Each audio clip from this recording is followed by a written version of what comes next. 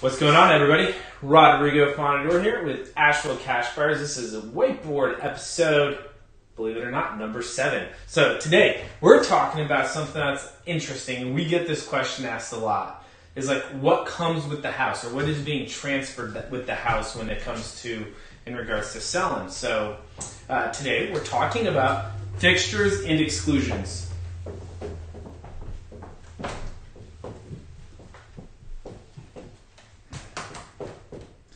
Fixtures and exclusions.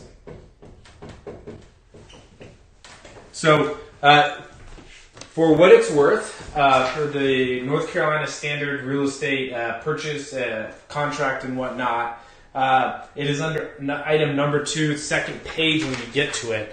And this is what outlines what's being transferred with the house. So, when you walk through a house, typically there's people's belongings there, unless it's a new house. But let's say it's a house that somebody's living in, right? So you're going to walk through and you're going to see like a microwave, you're going to see a fridge, you're going to see a fan. What about if they have really like fancy light switches in a bedroom or whatnot? So naturally the question then becomes, what happens? What is part of the house and what is going to be considered personal property, right? So this is when it gets, when it's important to notice fixtures. So what's a fixture?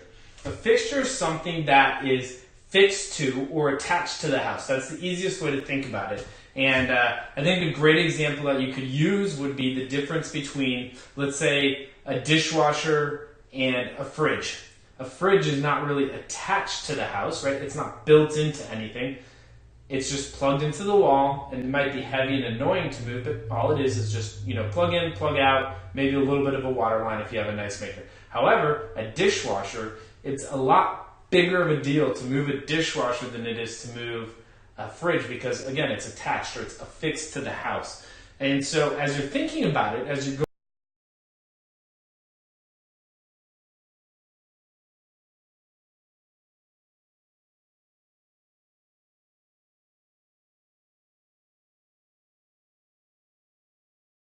necessarily mean that they will. So if there's anything that's not attached to the house, you're going to want to make sure that you have that conversation. Here's an interesting one, and one that I find very interesting. So what about oil tanks or oil that's in the house?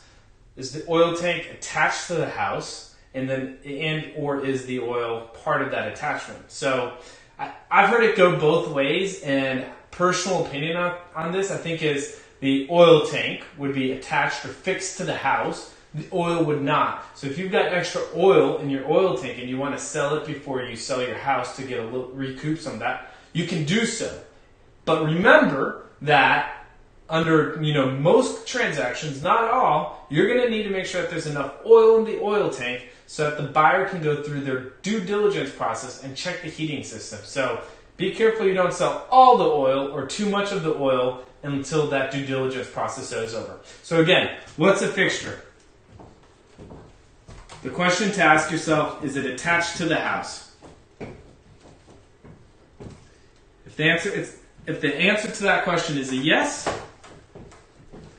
then we can assume that it is a fixture. If it's a no, then it's arguably not a fixture, and you're going to want to make sure that in your contract, when you're filling it out, both as a seller, make sure you let people know what's transferring, and as a buyer, if there's something specific that you want to make sure you get as part of the purchase of the house, then you want to make sure that there's no exclusions. So a light switch could be a fixture, and say as a buyer you get really excited about a light switch or a fan that's really nice.